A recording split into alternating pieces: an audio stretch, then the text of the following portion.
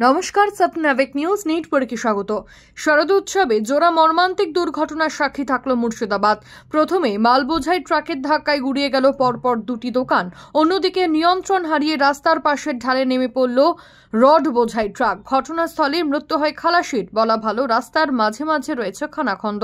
ক্রমশ মরণ ফাঁদে পরিণত হয়েছে মুর্শিদাবাদ জেলার বড়িয়া ও খড়গ্রাম থানার এলাকায় বাদশাহী সড়ক। সূত্রের খবর, খড়গ্রাম ও কুলি চৌরাস্তা বাদশাহী সড়কের ওপর বড়িয়া থানার কাপাসডাঙ্গা মোড় এলাকায় একটি 16 চাকার পণ্যবাহী ট্রাক নিয়ন্ত্রণ হারিয়ে প্রথমে সাধন সাহা নামে এক দোকানদারের দোকানে ধাক্কা মারে।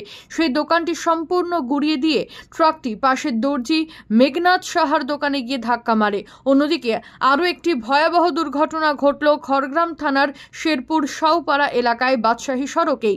একটি 16 চাকার লোহার রড বোঝাই ট্রাক নিয়ন্ত্রণ হারিয়ে রাস্তার পাশে খাদে নেমে গেলে দুর্ঘটনার তীব্রতায় ট্রাকের ওপরে বোঝাই করা লোহার রডগুলি সজোরে চালক ও খালাসির আসনে এসে ধাক্কা মারলে ঘটনাস্থলে মৃত্যু হয় খালাসির।